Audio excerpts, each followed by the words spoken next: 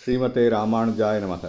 நாலாயிர திவ்ய பிரபந்தம் முதல் 1000 பெரியாழ்வார் பாசுரங்கள் 86 முதல் 88 வரை. தளர்ந்து நடத்தல் தளர்நடை பருவம் 86ஆம் பாசுரம். தொடர்சங்கிளிகை சலார் பிலார் என்ன தூங்கு பொன்மணி ஒளிப்ப படுமும் மதப்புணல் சோர வாரணம் பைய நின்று ஊறுவது போல் உடன்கூடி கிண்கிணி ஆரவாரிப்ப உடைமணி பறைக்கரங்க தழுந்தாள் இணைகொண்டு சார்ங்கபாணி தளர்நடை நடவானோ.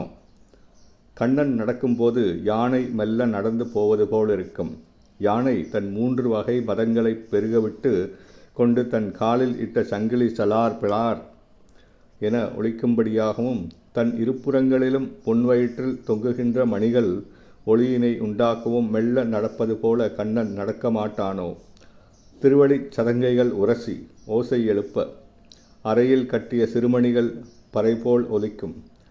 தன் இணை திருவடிகளால் ஸ்ரீ சாரங்கபாணி தளர்நடை நடவானோ. 87ஆம் பாசுரம். செக்கரிடை நுனிக்கொம்பில் தோன்றும் சிறுபிறை முளை போல நக்க செந்துவர்வாய் திண்ணை மீதே நளிர்வெண் பல்முளை இலக அக்குவடம் உடுத்து ஆமை தாளி பூண்ட அனந்த சயனன் தக்கமா மணிவண்ணன் வாசுதேவன் தளிர்நடை நடவானோ. கண்ணன் தன் சிவந்த மேட்டுவாயில் முத்துப்பற்களினால் சிரிப்பது செவ்வானின் நடுவே பிறைச்சந்திரன் புறப்பட்டு வருவது போன்றுள்ளது. சங்குமணி வடத்தை இடையில் தரித்து ஆமையின் வடிவமாக செய்யப்பட்ட ஆமைத்தாளியை கழுத்தில் அணிந்து கொண்டு ஆதிசேஷன் மீது பள்ளி கொண்டு நீல நிறத்தினை உடைய வாசுதேவர் திருமகனான இவன் தளர்நடை நடத்தல் வேண்டும். 88ஆம் பாசுரம்.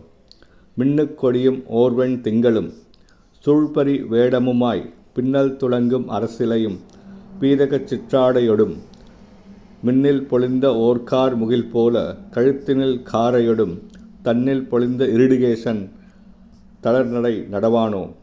கண்ணன் தன் திருவரையில் அணிந்துள்ள பொன் பின்னலும் அரசிலை போல அமைந்த ஒரு திருவாபரணமும் இவற்றை சூழ்ந்த பொன்னிற சிற்றாடையும் கொடிமின்னலும் அதனுடன் சேர்ந்த வெண்மையான சந்திர மண்டலமும் இவற்றோடு கூடிய மின்னல் பொருந்திய கருநிற மேகம் போல கழுத்தில் அணிந்த காரை ஆபரணம் ஆகிய இவையாவும் அவசியமில்லை என்று சொல்லும்படியாய் தன் அளவிலேயே இயல்பான அழகுடையவனாக விளங்குகின்ற இருடிகேசன் என்னும் திருநாமமுடைய இவன் தளர்நடை நடக்க வேண்டும்.